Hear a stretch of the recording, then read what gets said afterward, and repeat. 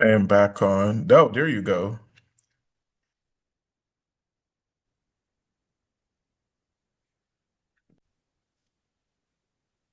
Father, we come before you to share in your word.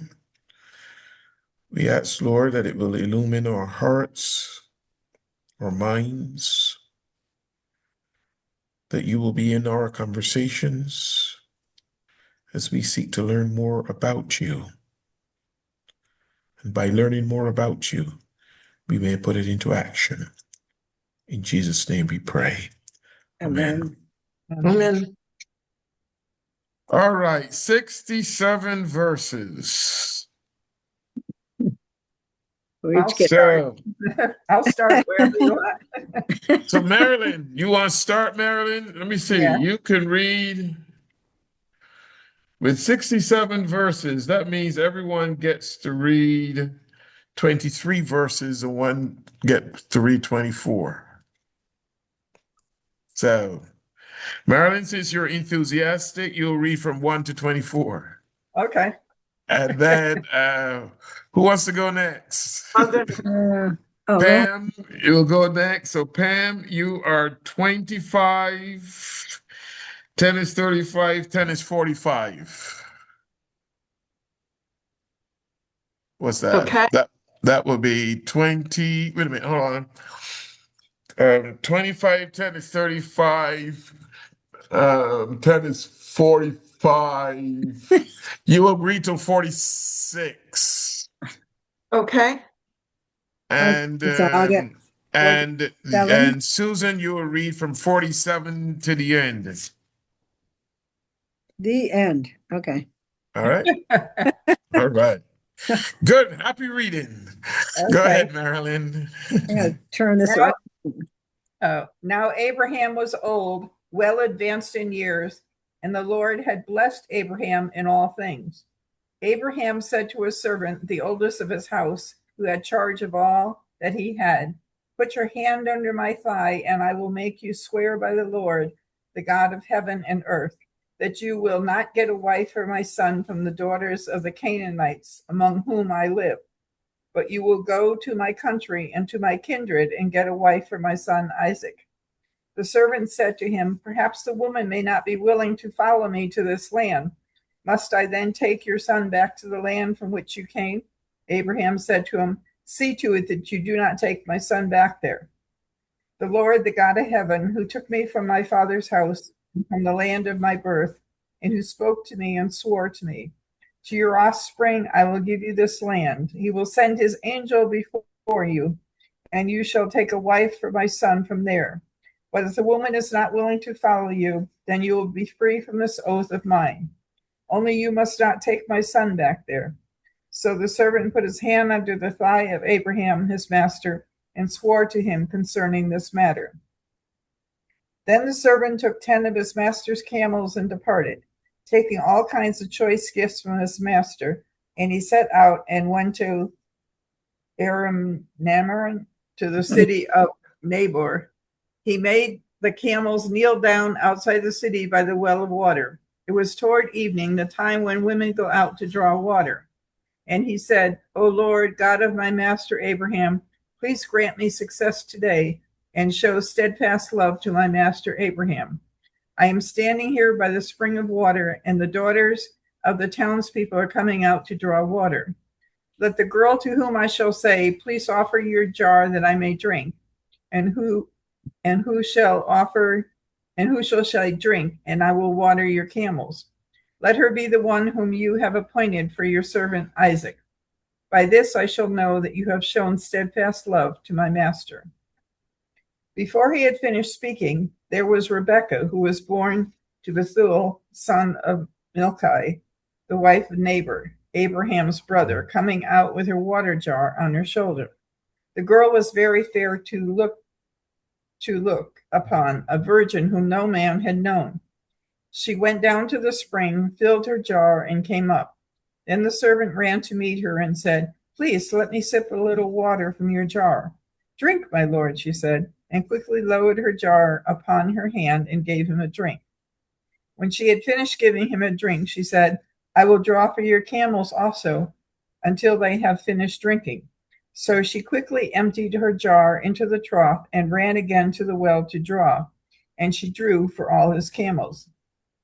The man gazed at her in silence to learn whether or not the Lord had made his journey successful. When the camels had finished drinking, the man took a gold nose ring weighing a half shekel and 2 bracelets for her arms weighing 10 gold shekels and said, "Tell me whose daughter you are. Is there room in your father's house for us to spend the night?" She said to him, "I am the daughter of Bethuel, son of Milcah, whom she bore to Nabor." And she added, "We have plenty of straw and fodder, as well as room for you to spend the night." Then the man bowed down and worshiped the Lord, saying, "Praise be to the Lord, the God of my master Abraham, who has not abandoned his kindness and faithfulness to my master. As for me, the Lord has led me on a journey to the house of my master's relatives." The young woman ran and told her mother's household about these things. Now Rebekah had a brother named Laban, and he hurried out to the man at the spring. As soon as he had seen the nose ring and the bracelets on his sister's arms, and heard Rebekah tell what the man said to her, he went out to the man and found him standing by the camels near the spring. "Come, you who are blessed by the Lord," he said. "Why are you standing out here? I have prepared the house and a place for the camels." So the man went back to the house, and the camels were unloaded. Straw and fodder were brought for the camels, and water for him and his men to wash their feet. Then food was set before him, but he said, "I will not eat until I have told you what I have to say." "Then tell us," Laban said. So he said, "I am Abraham's servant. The Lord has blessed my master abundantly, and he has become wealthy. He has given him sheep and cattle, silver and gold, male and female servants, and camels and donkeys. My master's wife Sarah has borne him a son in her old age, and he has given him everything he owns. And my master made me swear an oath and said, 'You must not get a wife for my son from the daughters of the Canaanites, in whose land I live, but go to my father's family and to my own clan and get a wife for my son.' Then I asked my master, 'What if the woman will not come back with me?' He replied, 'The Lord, before whom I have walked faithfully, will send his angel with you and make your journey a success, so that you can get a wife for my son from my own clan and from my father's family. You will be released from my oath if, when you go to my clan, they refuse to give her to you. Then you will be released from my oath.' When I came to the spring today, I said, 'Lord, God of my master Abraham, if you will, please grant me success to the journey on which I have come. See, I am standing beside this spring. If a young woman comes out to draw water and I say to her, "Please let me have a little water from your jar," and if she says to me, "Drink, and I'll draw water for your camels too," let her be the one the Lord has chosen for my master's son." Before I finish praying, oh, go ahead. Go ahead. Before I finished praying in my heart, Rebekah came out with her jar on her shoulder. She went down to the spring and drew water, and I said to her, "Please give me a drink." She quickly lowered her jar from her shoulder and said, "Drink, and I'll water your camels too." So I drank, and she watered the camels also. I asked her, "Whose daughter are you?" She said, "The daughter of Bethuel and son of Nahor, whom Milcah bore to him." Then I put the ring in her nose and the bracelets on her arms, and I bowed down and worshiped the Lord. I praised the Lord, the God of the master of Abraham, who had led me on the right road to get the granddaughter of my master's brother for her son. Now I will show you some kindness and faithfulness to my master. Tell me, if not, tell me, so I may know which way to turn." Laban and Bethuel answered, "This is from the Lord. We can say nothing to you one way or the other. Here is Rebekah. Take her and go, and let her become the wife of your master's son, as the Lord has directed." When Abraham's servant heard what they said, he bowed down to the ground before the Lord. Then the servant brought out gold and silver jewelry and articles of clothing and gave them to Rebekah. He also gave costly gifts to her brother and her mother. Then he and the men who were with him ate and drank and spent the night there. When they got up to the next morning, he said, "Send me on my way to my master." But her brother and her mother replied, "Let the girl remain with us for 10 days or so, and then you may go." But he said to them, "Do not detain me. Now the Lord has granted me success to my journey. Send me on my way so I may go to my master." Then they said, Let's call the girl and ask her about it." So they called Rebekah and asked her, "Will you go with this man?" "I will go," she said.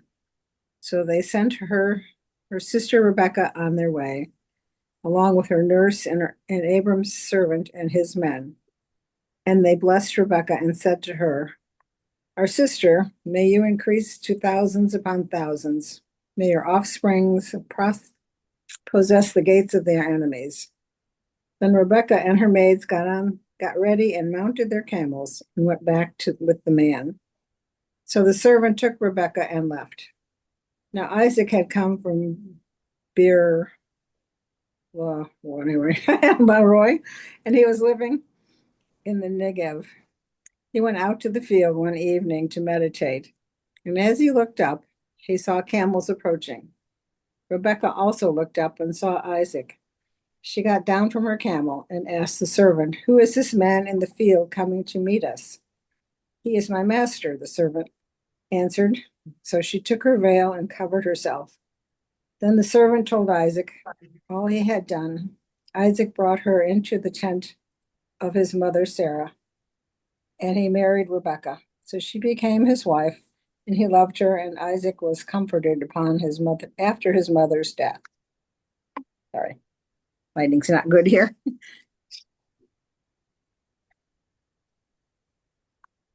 Are we frozen? Wonderful. The three of you got through.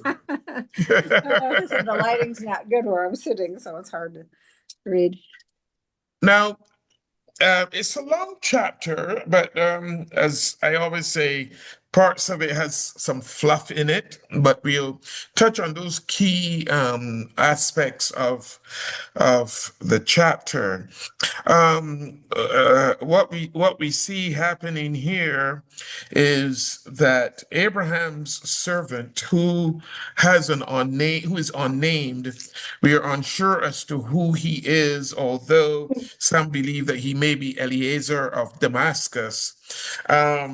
But he is obviously a very faithful servant of Abraham, and I may have mentioned last week that he is also probably the servant that I think is mentioned in Genesis chapter 15, in whom if Abraham wanted to make his heir in case he had no children, and this was even before he had Ishmael or Isaac. So this is a very faithful servant, and he gives this servant special instructions to go back to Haran, to his where he was before, to find a suitable wife for his son. It is interesting, however, that he seems to trust the servant more than the son, because even when the son asked, "Should I take Isaac with me to go and find his wife?" he says, "No, don't take him up there." And he made sure he said it twice to make sure he get the picture. "I don't want my Isaac going nowhere near there." And so Well, did he not trust him to come back? Well, he probably did not trust him to come back, because you will probably see later that I think it is Jacob who also goes, and he does not come back right away either. So, it is quite possible he did not trust him to come back. Could be also possible he didn't trust him to find a proper wife either. You never could tell. But he doesn't want Isaac to Right. leave. He trusted the servant with all the gold and silver. That was pretty trustworthy. Well, yeah, that's why I said this servant is a very trusted servant, a very faithful servant, and who took and went and did as Abraham wanted. And so Abraham tells him three things. One, I want you to choose a wife for my son. He does not want him to have a foreign woman. Two, do not take my son back there. And he says that twice. And three, he says if the girl does not come, then you are exempt from the oath. And therefore, those are the three commands that he gave. And obviously he really did not give the servant much more than that. The way how the servant goes about choosing the wife for Isaac is by depending on God to do that. And that is what and that is what you see there, where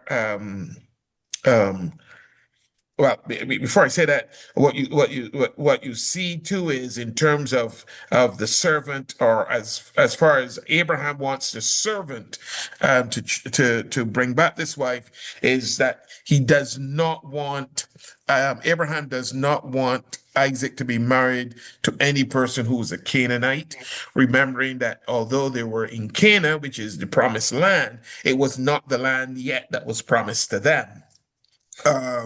They did not own the land at that point in time. It was not populated with people of their own. It was still populated by Canaanites, who in those days would have been classified as pagans, and therefore so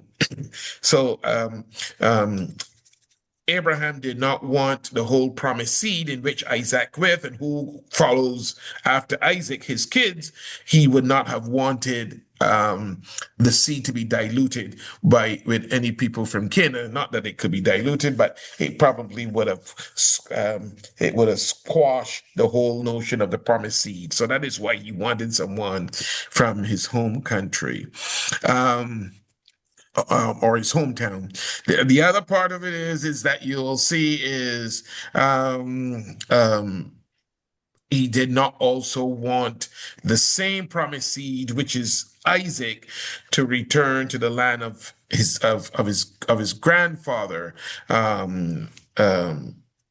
Because again, it is quite possible that he would have remained in the north. And as we know, I think it was Jacob, and we will come across that shortly in Genesis 28 and following, how Jacob also stayed north.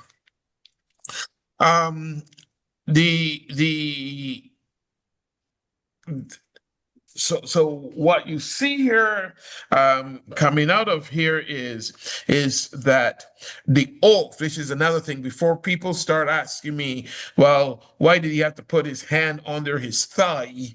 What does that all mean here? And it is quite possible that putting your hand on, well, first thing is putting your hand under the thigh meant that you were making a solemn oath. But the reason, and you may want to know, well, why the thigh? And it is quite possible that it might not have just been the thigh that he was doing, but he could have been actually putting his hand on Abraham's genitals. Yes, Susan. And the reason for that is because of the covenant that God had made with Abraham, which was the covenant of circumcision, where all males were supposed to be circumcised at the age of 8 days old. And therefore, by making an oath, it will be like making an oath on the Bible, whereas you're making an oath on the most the part that would have been the consecrated part of the covenant, which will be the male genitals since it was circumcised. So it is quite possible that when you see here they use the term "put your hand under my thigh," it could have been under the thigh, which would have been would have been the closest part of to the genitals. But there's some who believe that it actually meant touching the genitals, since that was where the covenant of circumcision took place. So there you have it. As someone in this morning class said, "Well, I'm glad nowadays a good handshake is a good."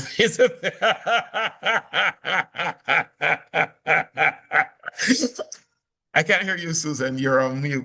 But A little kiss on the cheek, that's what they yes, much yes, much better. Okay. yes, yes, Whew. yes, yes, Glad those are over. Yeah. yes. Now, oh, I did not. Where do I have that? Just give me a So second. Abraham me- wanted to stay there because God told him to stay in the land of the Canaanites rather than go back to his family land. Say that again. I didn't. Say I that said- again, please. Abraham wanted to stay where the Canaanites were, even though they weren't his people, because God told him that was going to be his place, because he didn't go back where his family was. Who is this you mean? Abraham. Well, you remember Abraham was very old at that time. Abraham would have been maybe, we are told that Isaac chose a wife at the age of 40. So Abraham was already 140 years old. And you see it opens out in chapter 24 that he was now old and well advanced in years. Okay, So he himself did not want to go because of his age. It is mentioned there okay. that he did not want to go because he was advancing years. I'm looking for something here and I'm not finding it. Just give me. I wanted to bring up something to show you all. Just hold 1 second for me.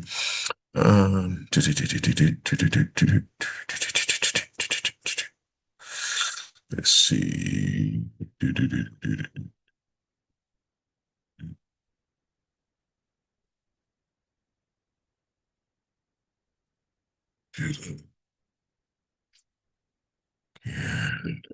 Right. Okay.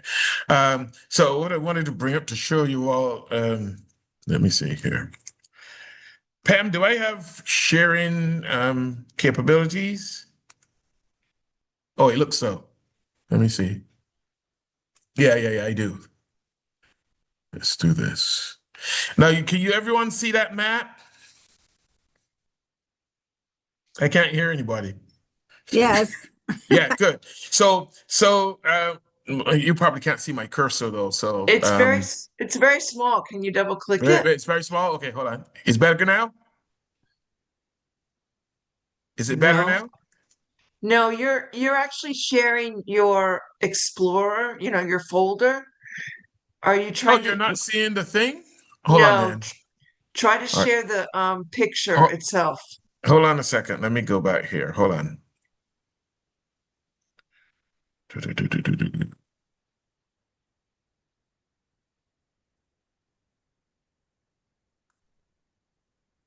Let's see if this works now.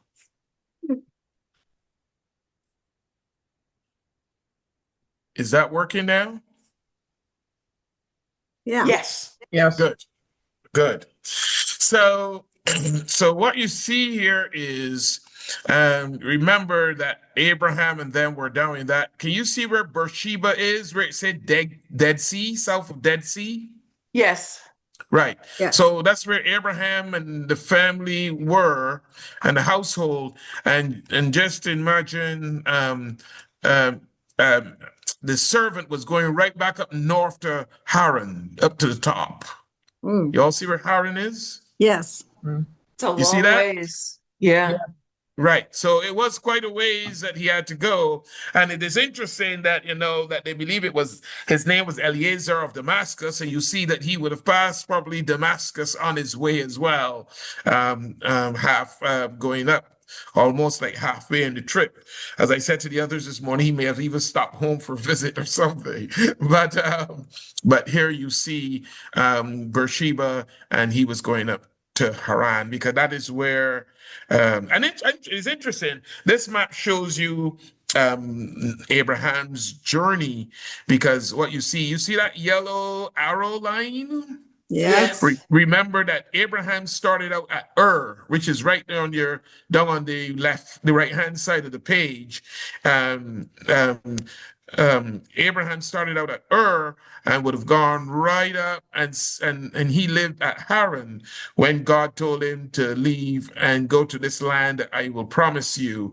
And then he leaves Haran and he comes down right down through Damascus and Shechem and Bethel and until he got right down to the Canaan area, which is part of that green part, which is that green part of that green part there on the left-hand side. And then he would eventually have gone to Egypt, and then he came back out and he stopped back there by Beersheba where they are. So but the servant would have left Beersheba and gone up to Haran to get to look for a wife for Isaac. And so Rebecca also had to travel quite a distance to come back to get to her husband. Okay, all right. Abraham's family was in Haran, though. Abraham's family was in Haran, yes, because that is where he would have left. His father was there.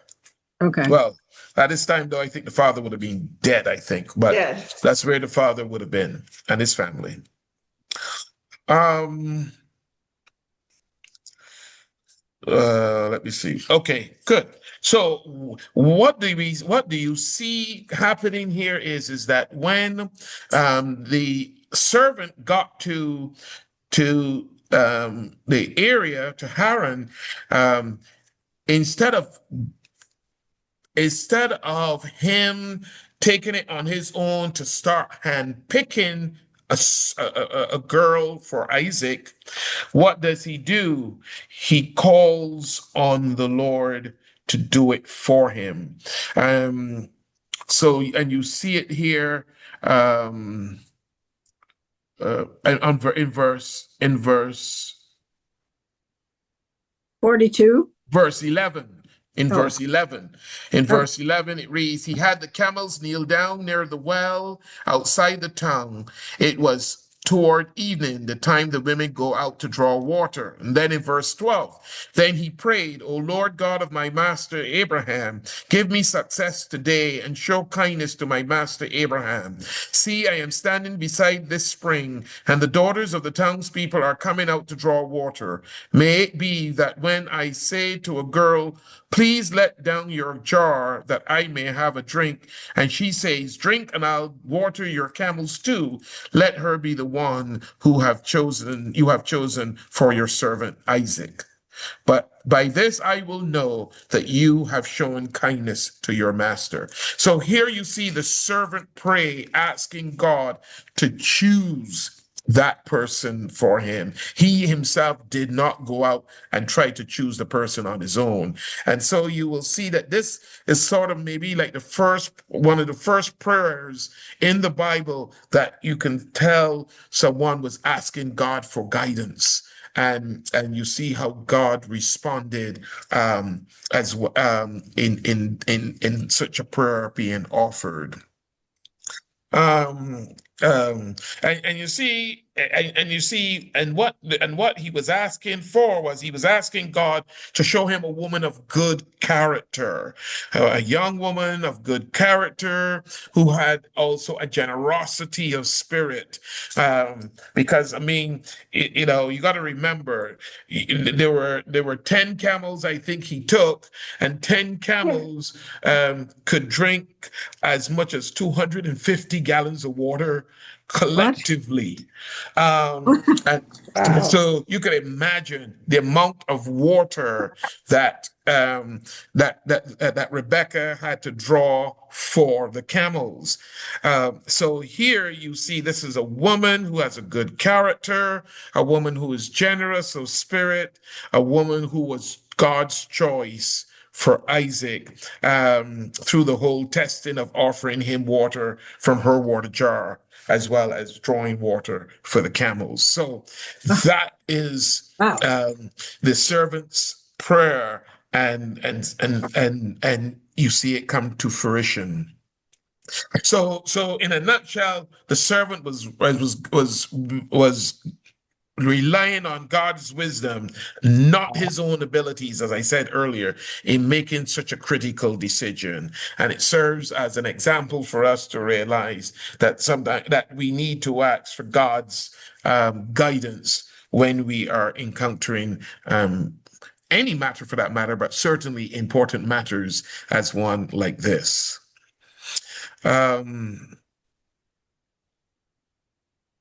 So as we continue, you will see that when he made that prayer, in fact, before he could even finish it well, this girl named Rebecca came out with her jar on her shoulder. She was the daughter of Bethuel, the son of Milcah, who was the wife of Abraham's brother Nahor. So so really and truly, Rebecca and Isaac were cousins. They were first cousins because Rebecca was Nahor's daughter, Isaac is Abraham's son, and Abraham and Nahor are brothers.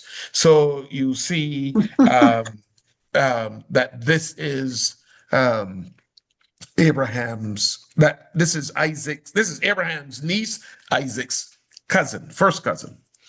Um, and in verse 16, the girl was very beautiful, a virgin. No man had ever lain with her. She went down to the spring, filled her jar, and came up again. So here you see the purity. There's some emphasis about the purity of this woman. But the servant went to Abraham's brother's house on purpose, right? No, he did not go to her. He was not at the house yet.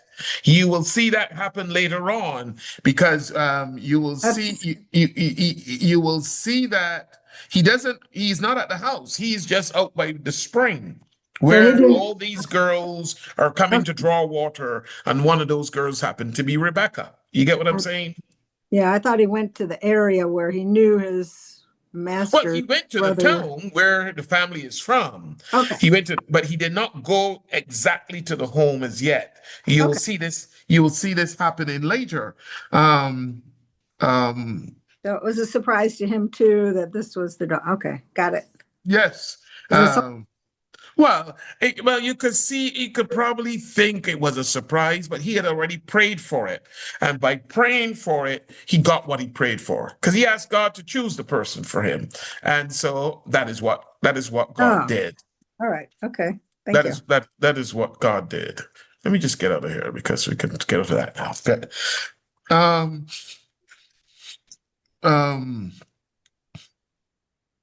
So here in verse 17, you see the servant hurried to meet her and said, "Please give me a little water from your jar." And she replied, "Drink, my lord," and quickly lowered the jar to her hands, and give him a drink. After she had given him a drink, she said, "I'll draw water for your camels too until they have finished drinking." And she quickly emptied her jar into the trough, ran back to the well to draw more water, and drew enough for all his camels. Without saying a word, the man watched her closely to learn whether or not the Lord had made his journey successful. So all this time, he has not gone to her houses yet. He has not gone to Abraham's brother's house or the family house. What am I saying here?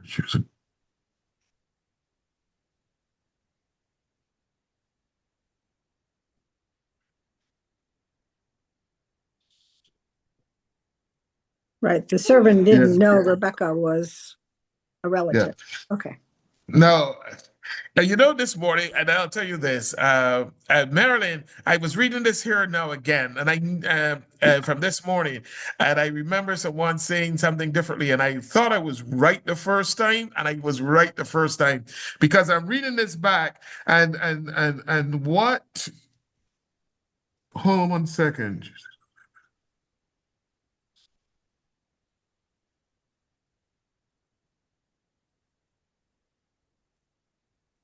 Because Rebecca, which I thought was correct, Rebecca is the grandniece of Abraham, not, or what we say, the great niece of Abraham, Right. not the niece. And I was telling that to the others this morning. Then I need to be, because when they start telling you the wife of this body, the son of this body, and all that, it gets really confusing, and you got to go Yeah. back, because if you look back at verse 15, before he had finished praying, Rebekah came out with her jar on her shoulder. She was the daughter of Bethuel, who was the Right. son of Milcah, who was the wife of Abraham's brother Nahor. So really and truly,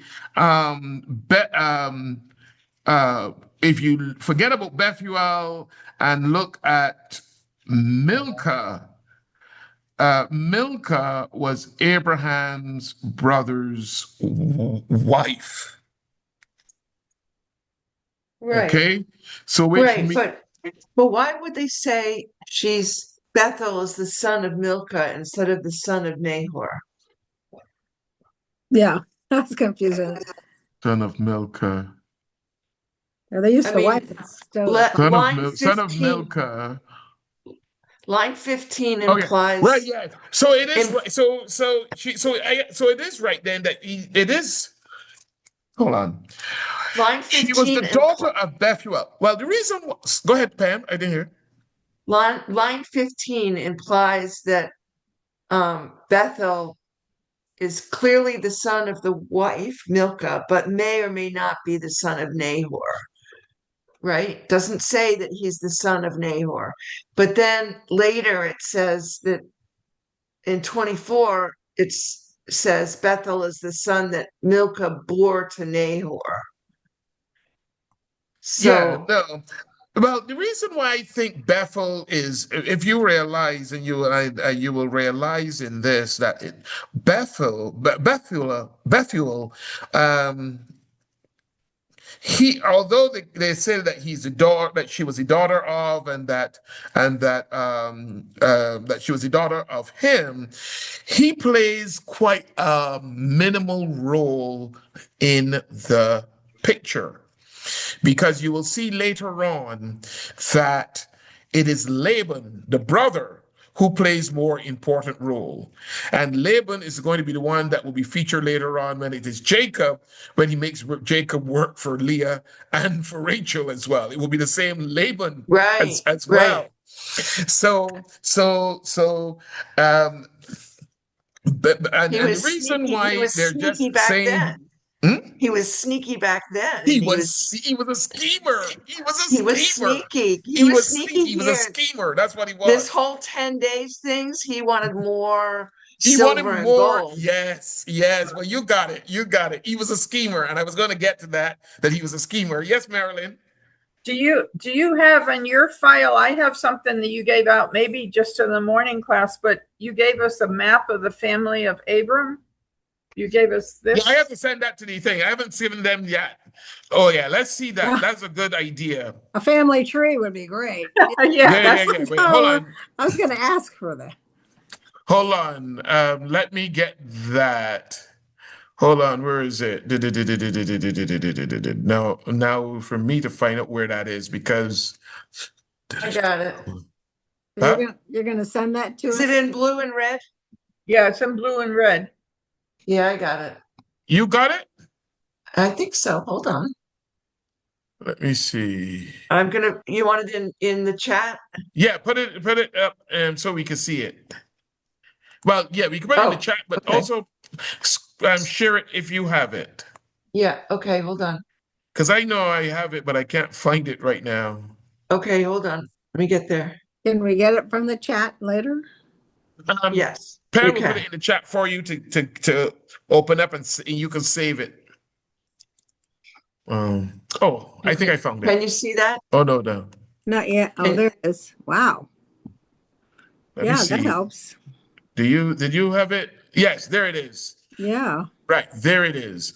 So you see here, what you see here is Terah,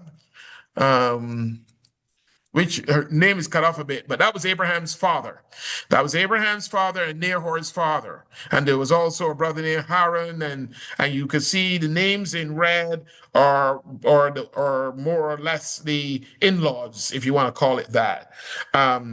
So you see when it gets to Nahor, Nahor produced Bethuel. So really and truly, Bethuel is Abraham's nephew, which makes Rebecca his great nephew, his great niece, Right. which is what Right. which is what I originally felt. Rebecca is Abraham's great niece. But also, is this Milcah Bethel's mother? I can't quite tell from this. Yes. Yeah, it says that Yes, by because if taking you the realize names in red. the dash lines just mean that that person is married to that individual Or had or relations. have a child with that individual. Right. If you look So- across, you will see the same thing with Sarai and Hagar when it comes to Abram. So Nahor had a son with his niece. Nahor? Nahor had a son named Bethel with his niece Milcah. Is that what I'm Hold on. reading? Right? Because Milcah is No. Haran's Wait a minute. Hold on. Milcah's Haran's daughter. Yes. You're correct. You're Lordy. correct. According They- to this, They got some serious leukemia or blood disease coming in their family soon. you see here that the way how it looks here, yes, wait, hold on one second. No, you're wrong. No, you're wrong. Sorry, you're wrong. Okay. Milcah is Haran's daughter. That is Right. Lot's sister. Right. Which makes her Nahor's niece. Because Yes. Nahor's Yeah. niece. Correct. Yes, correct. Right.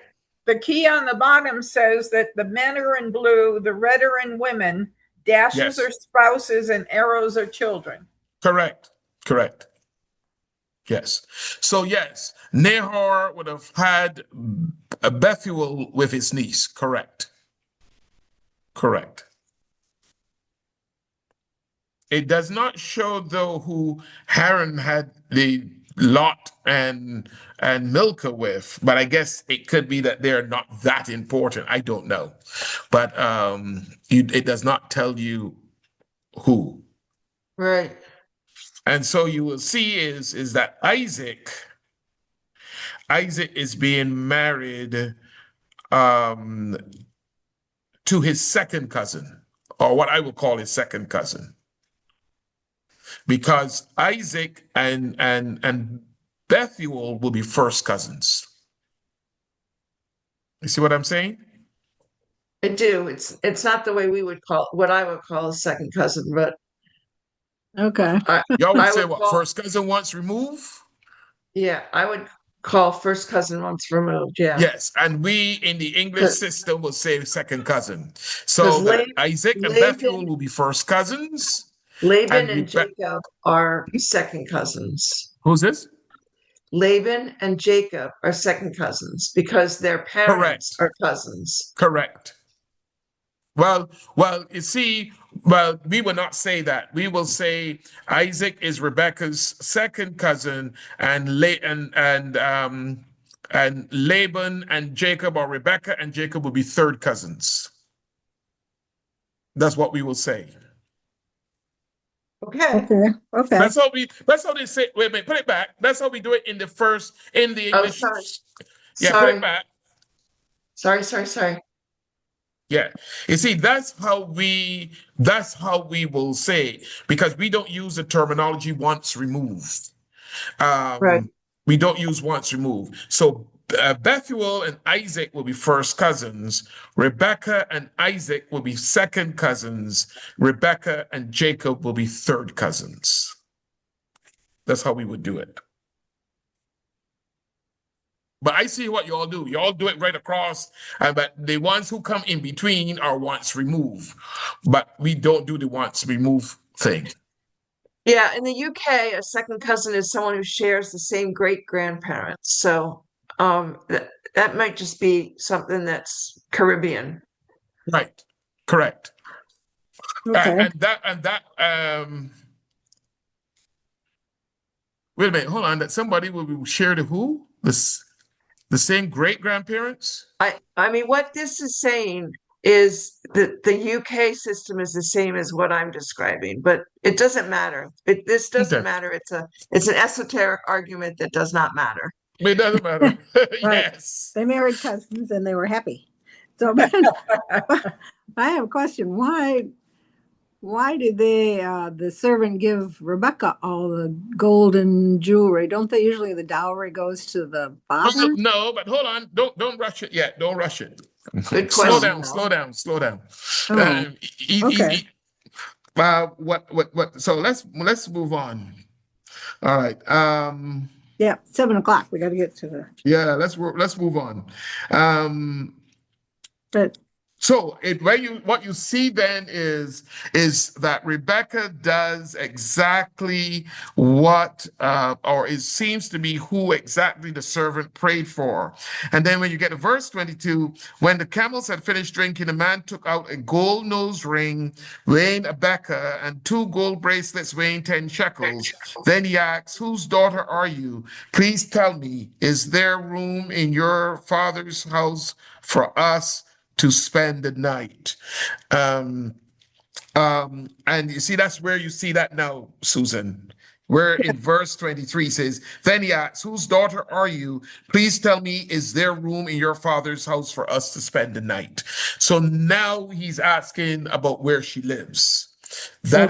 And that happens in verse 23. And then she replies in verse 24, she answered him, "I am the daughter of Bethuel, the son that Milcah bore to Nahor." And she added, "We have plenty of straw and fodder as well as room for you to spend the night." So here is it. She is now inviting him that he could come to spend the night. Now, the reason for giving the gold nose ring and the gold bracelets was because he wanted to show to her family, when her family sees her with them, that here is a person who apparently seems to be pretty well off, pretty wealthy. And even the fact of mentioning the weight of the gold also signifies a certain level of wealth there. So the whole notion of the goal or offering these gifts could also be out of kindness.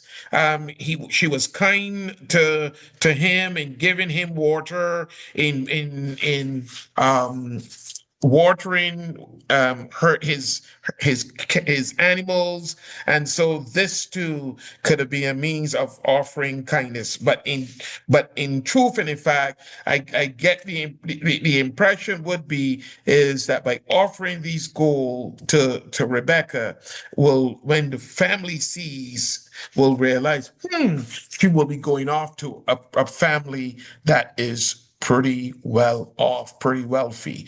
So that is the reason too of giving the gold and everything to her. You get what I'm saying, Susan? yeah, I do. I Yeah. guess in some ethnic groups, the women were they wanted to get rid of them because, they were a burden, but I guess not in this world. So, Oh, yeah, but I think it was more or less a motivation for the family to realize that the stranger that was coming was wealthy. But what it also does is you will realize when you get to verse 20. When you 30. get to verse 28, the girl ran and told her mother's household about these things. Now Rebekah had a brother named Laban, and he hurried out to the man at the spring. As soon as he had seen the nose ring and the bracelets on his sister's arms, and had heard Rebekah tell what the man said to her, he went out to the man and found him standing by the camels near the spring. Come, you who are blessed by the Lord, he said. Why are you standing out there? I have prepared a house and a place for the camels, which is he really got that done fast because When he saw because the, the guy is an opportunist. He okay. is very materialistic, and he's a schemer. Um, um, and and you will, as I said, he is the one that in the future, when Jacob comes to choose a wife, will have to end up living there for 14 years in the north, and before he can get the wife that he wanted, which was Rachel, and that was the same uncle who would be the schemer and tricked him into marrying one woman and telling him you can't get the second girl, the younger girl, before you can marry the older girl. The younger girl can't get married to before the older girl, sister, Oh, and yes, therefore I remember that one. you remember that story? Well, Yeah. this is the same Laban. This is the same Laban. This time here, he's younger. He let her down. He'll be older. He But would he's have still a schemer. He's still a schemer. He would have perfected it then. So, Because you will see here in this chapter that he gets tricked because he's going to want the sister to stay on. He and the mother wants the sister to stay on for 10 more days, probably to see how much more he can get out of this guy. But the servant was trickier than him. The servant said, we gotta go now. Now. We gotta go okay. now. Wondered why the So, 10 days. hmm? I said I wondered why the 10 days, but he was trying Right, to right. see more he had And in the 10 his. days gonna be 10, the 10 days gonna turn into 10 years for all you know. Uh, I mean, we don't know for sure, but he wanted them to stay on longer, and it would be no doubt to see how much more he can get out of them. Um, let's see where am I? Um, So yes, so then on verse 32, so the man went to the house, and the camels were unloaded. Straw and fodder were brought for the camels, and water for him and his men to wash their feet. And then food was set before them, but he said, "I will not eat until I have told you what I have come to say." And so he goes on to tell the whole story of how it all happened, that he's a servant of Abraham, and all this good stuff, what his master said, and then when he met Rebecca at the well, what transpired. And so and now it comes to the point where he is there with them. And you see that goes right through up to verse 50. Where is it? Well, that goes right up to about verse 49, that he tells Laban and the family all about what transpired to him being there. And you will see here in verse 50, Laban and Bethuel answer, "This is from the Lord. We can say nothing to you one way or the other." And you see, Laban's name comes before Bethuel, which tells you that the son in this case takes precedence over the father. And although they both answered, it doesn't say Bethuel and Laban; it says Laban and Bethuel. Um, Yeah. And and And and why is it that they gave gifts to the brother and the mother, correct, but not the because father? right, because the brother takes precedent. And it is quite possible that Bethuel may have had some kind of impediment.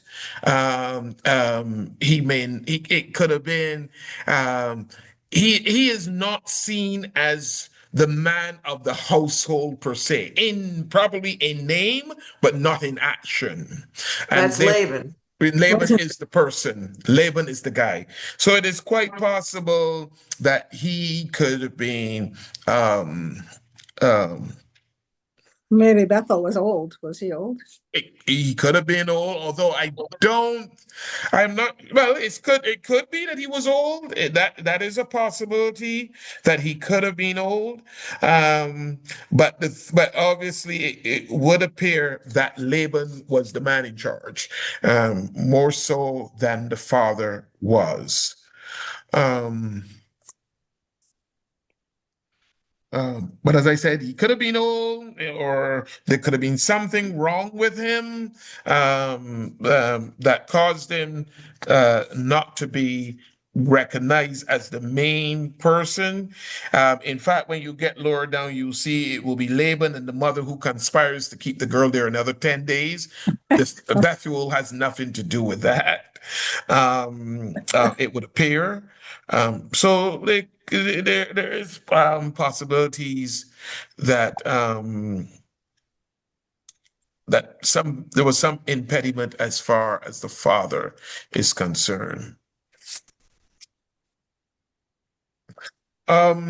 So when you get then to where are we? Verse 52. You see, when Abraham's servant heard what they said, he bowed to the ground before the Lord. Then the servant brought out gold and silver jewelry. So you see now, Susan, more gold and silver is coming out. So Rebecca didn't get all of it. That was just a touch to whet the appetite. Let them see, let them get more interested. So, Keep so an eye you on the see backpack. you see in verse 53, then the servant brought out gold and silver jewelry and articles of clothing and gave them to Rebekah. He also gave costly gifts to her brother and to her mother. Again, you see, the brother receives, the mother receives, nothing about the father receiving. So again, it shows who's the important man there. It's Laban. According to something I just read, there are some who think that Bethel died soon after or immediately after agreeing to the marriage, and then that's why he didn't get any gifts. It seems a little No, odd, but yeah, no, no, I don't think it's, that seems I odd. don't think it could be, but I don't know. Um, I don't think so. I don't think so either. I really don't. That Fake But is an news. AI overview, so It was yeah, fake news. Fake I news. don't think so. I mean, as I said, I'm not saying it cannot be, but we don't know. We don't I know don't think why it is. he's not. We don't know why he's not more prominent. Yeah, we don't know, but as I said, I believe it could be. Someone said it could be old age. He was a very old man, or it could be that he, as I said, had an impediment. There was something else that that I was thinking, but now I cannot remember. There was something else I was going to say about him that it could have been, but I don't recall at this point in time. But,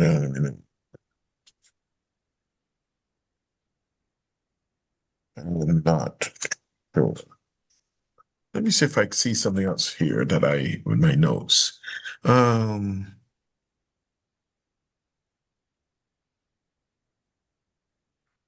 uh,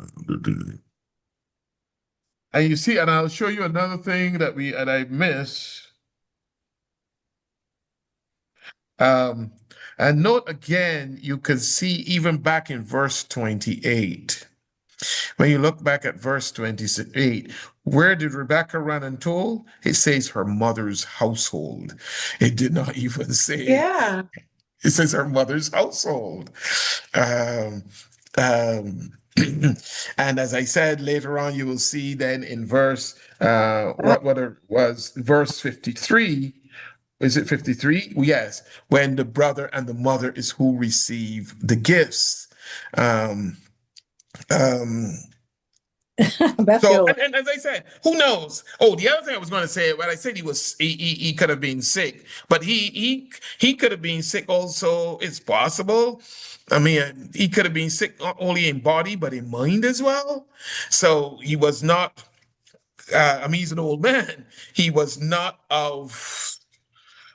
He was not coherent enough to carry out to manage the home or to make family decisions. And obviously, it is apparent that he is not the one that is making the family decisions. Laban is, the mother is, but not him. Right, right. So I think that could be And the mother's not named, right?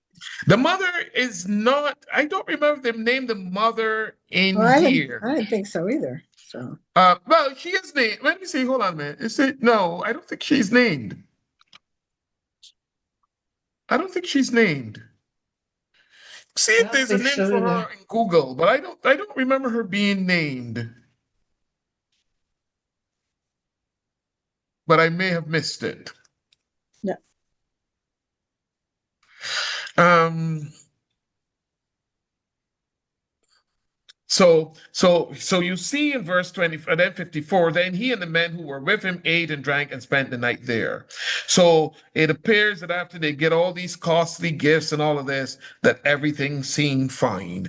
Verse 54 continues, when they got up the next morning, he said, send me on my way to my master.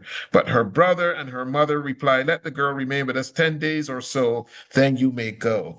Um, but obviously, it seems that they were okay with the gifts, the gold, the silver, the clothing, the other costly gifts that they were given, but and which would have been like a dowry, like the price for the bride. But yet you see that they wanted Rebecca to wait 10 days more before leaving.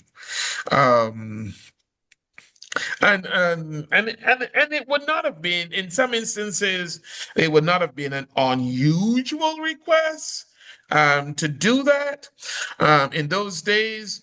But the servant um, um, but look what the servant says. He says in verse 56, but he said to them, do not detain me now that the Lord has granted success to my journey. Send me on my way so I may go to my master. So he uses God. He uses God as the reason for, if you delay me, it will be going contrary to the will of God. That's what he's doing there. So he uses, I mean, after all, he's who asked God to get him the Well, girl. God give him the girl. Let me go. well, Um, yeah. Okay. delaying me will be against the will of God. So you see that, or contrary to the will of God. So you see that coming out in verse 56. So what you have is then in verse 57, then they said, let's call the girl and ask her about it. And so you could almost tell that Laban was a really big brother because he's still seeing Rebecca like a girl. So he's a really, what you would call a real older brother. And he said, let's call the girl and ask her about it. So they called Rebecca and asked her, will you go with this man? And she said, I will go. And some will tell you that she was inspired by God to go, that God caused her to say yes, because you will think, well, she might want to stay a little longer with the family, but she said, I will go. So it is all in keeping with God being intervening in this situation. Um, Right.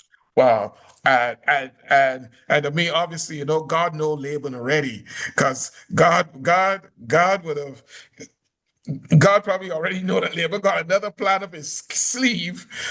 In them 10 days, if he keep the bride in the dowry, he might get something more out of them before she goes off. So, but the girl said, I will go. And then they went, and then in verse 59, so they sent their sister Rebecca on her way, along with her nurse. Here you see her nurse is with her. Um, and Abraham's servant and his men, and they blessed Rebekah and said to her, Our sister, may you increase to thousands upon thousands, may your offspring possess the gates of their enemies. And so Rebekah and her maids got ready, mounted their camels, and went back with the man. So the servant took Rebekah and left. So as I said, the servant was much wiser than Jacob when Jacob's time comes around. When he then had to deal with Laban, his situation was not as smooth as the servant's own. And it tells you again of the whole faithfulness of the servant. Um, um, so then we find then now verse 62, Isaac had come from Beer-lahai, for he was living in the Negev. And he went out to the field one evening to meditate, and as he looked up, he saw the camels coming. And Rebekah also looked up and saw Isaac, and she got down from her camel and asked the servant, Who is this man in the field coming? And he said, This is my master. And she took her veil and covered herself, which was a customary thing in those days when you're going to get married to a man, that before you were married, you always had to cover your face before marriage, remembering that she was a virgin and had never been with a man, which is more or less a customary symbolic in weddings where people wear veils. Although they have seen the men before, but it is still in marriages you see women wear veils and it comes back from that whole covering your veil before marriage, covering the bride's face before marriage. Then the servant told Isaac all he had done, and Isaac brought her into the tent of his mother Sarah, and he married Rebekah. So she became his wife, and he loved her, and Isaac was comforted after his mother's death. So here you find Isaac now, having lost his mom, who would have been close to him, now finds another woman in a wife to find that kind of feminine touch and love from. And so that's what you have coming out there. Yeah, well, that was Sarah, right? Sarah. Yes, Sarah was his mother. Yeah, Sarah That's was his mother. Did I say something different? No, you did. Oh, yeah. No, Sarah I was was his mother. So yeah, the mother had died already. The father Abraham was still alive, but the mother had died, and now he had more or less a woman now to replace his mother. But in terms of a wife and not a mother. Curious that he brought her to the tent of his mother Sarah. Like, why would the tent still be there? A, she's been dead for a while. Mm-hmm. And B, why would the mother and the Yeah, father there it have is. separate tents? And the thing is, but you see, the thing is about it is, well, I'll tell you this. It can be similar to how the Queen and her husband have separate rooms in Buckingham Palace too. Hey, my grandparents had separate rooms and they clearly Exactly. procreated. So Yeah, I mean, some of these people, and it's true, but some of these people, they only slept together when it was for procreation. right. It was not like now where you sleep next to your spouse, your husband every night, or your wife Yeah. every night. It was mostly when it was time for procreation. They all live and they all had their own servants who will be attending to them in their own Right. thing. Right. So Well, And you know what? I have friends who, they say, my husband snores. I don't sleep with yeah, him. I know that too. You know people like that too. Yeah, well, these they men had sleep in different concubines. rooms. The men had concubines too. You didn't want some. But that is true too. Well, that's That true is You true know, too. you can't. That There's is not true room for too. everybody. So That is true too. But in those days, yeah, the people, the wives and husbands, they didn't sleep together. They slept in separate areas, Right. attended by their own servants and that kind of stuff. And when the men had their own concubines, and oh, it was It was a different time. it was a different time. It was a different era. Yes, it was a different era. It was a different era. But that was the era. kind of like the That Mormons, don't they do that still? I don't Don't know the how they do, but they have more than one wife for sure. Mormons No, Yes. have no, more no, than? no, not anymore. They had. Oh, they Who? don't The anymore. the Okay. Normans? I mean Mormons? No, they don't practice polygamy. Oh, they You don't anymore. sure? Okay. Positive. Okay. I All thought they right. still did. There may be a sect or a branch that does, but the mainstream Hmm. branch does not. Okay. Okay. Okay. Okay. And Check that out because I thought they I'm doing it still. right now. Here Oh, we because go. I thought they still did. Mainstream Mormons, members of the Church of Jesus Christ of Latter-day Saints, are not polygamous and have not practiced plural marriages since the early 20th century. okay. The church Okay. So excommunicates any member who practices polygamy.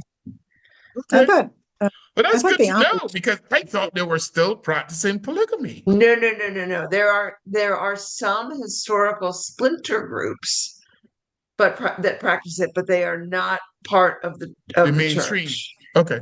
Right. Okay. what Okay. Strictly, about the they strictly do the prohibit Amish polygamy. do that? Hmm? Do I'm Amish sorry? have more than do Amish practice that? No, No. Okay. no. Okay. I No, thought I there don't. was I know. one. I didn't think that. I don't think I did not. The Amish I knew did not do that, but I No. just thought that the Okay. the the Mormons still do. But good to know. Good It to know. was Glad that we talked officially ended in 1890, and polygamy by the Mormons. yes, you're way out of date, Father. And That in ain't 19 true. That in nine don't in sound nine right to me. in 1904, All the right. You church can't be declared Mormon. that any member entering plural marriage would be excommunicated. Well, Now, good. there are breakaway groups such as the Fundamentalist Church of Latter-day Saints who continue to practice, but they are not affiliated with the Mormons. Okay. Well, that's good. They can't afford it anyway. Who can afford more than? I mean, I am so surprised at that because I thought there was I was listening or watching a documentary on them, and there were people who were still men who were still practicing polygamy all back in the 1960s or 50s You or were something. you were probably looking at a splinter group, the fundamentalists. Maybe then, maybe. Absolutely, absolutely, they did, Okay, okay. Because I know there was a part of them that were still doing it, but not but the but not the not the mainstream. Mormons, Okay, not the that's good to know. mainstream. That's good to know. Good. Well, That's good to know. there's Hmm? laws. Okay. Oh, Say that again? I said there's laws in the states that prevent that too. So aren't there? Mm-hmm. Correct. Yeah. Yeah. That I know. That's why I couldn't understand how they could be doing this. But Hard I enough was to be married to one, I imagine, let alone three or four. Too many but yeah, but hormones. Too many hormones in the house. Yeah. Okay. okay. Any questions? No. So I are take we doing 25 next week? 25, read chapters 25 and chapter 25 only has 34 verses, but read chapters 25 and 26. Now my brother is Um, coming from Albuquerque, so who? my brother from Oh, Albuquerque your is brother. Okay. coming to Florida, so we may not Okay. participate, All right. but But yeah, read we'll 25 and 26. let you know because I don't want you Okay. to No problem. hang on. But we'll be there Sunday. So Okay. Okay. hey, yeah, Great. Academy Awards are on When are you Sunday. going back, Susan? 26th, not till 26. Okay. Yeah. Oh, yeah. You did tell me that you're going back before Holy Week. Yes. Yeah, Linda and Larry will be here, and Larry's son's coming, and it's a revolving door That's- at the Chambers house because my brother, her son and granddaughter are leaving Saturday. My brother's coming in Saturday, and then he's leaving, and then Larry's son is coming. So anyway, Oh my gosh. I stay across the street, so I don't. You know, And you don't get hit with a revolving door. No, I just show up for dinner. No. and, the, and the pool. so Susan, No. Susan, we realized when we lost you, we don't have your phone number in our database. So would you mind giving it to me? Sure.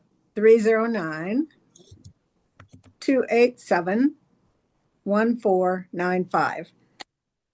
Okay, And because I I don't was trying I to don't- call you and I was trying to call you and say, oops, I'm sorry, come back. Well, what's your number? I've tried to call you. It's 772 Okay. 486 All right. 2129. 772-486-2129. Got it. Okay. Right, heard, not heard. Okay, thanks. Yeah, that's why I called Father Tony. I didn't have anybody. I'm glad you did because we didn't know. I just knew I had accidentally removed you. I was hurt. I'm sorry. I'm sorry. My I fault. couldn't get- We apologize couldn't get back unreservedly. in, so We apologize unreservedly. we had a good session, so thank you. Yes. All right. Okay. You all have a wonderful dinner and good to see Now you I can all, have a okay? glass of wine Thank you, because I Pam, for lost. hosting Okay. us and have a good. Thank you. Bye. Oh, Pam Linda already wants- started. She has her wine. She's already started. I can't do it. till Bye, after. everyone. All Okay. right, bye-bye. Send the video, Pam. Linda wants the video. All Okay. right. Bye-bye. Okay. Bye-bye. Thanks. Bye.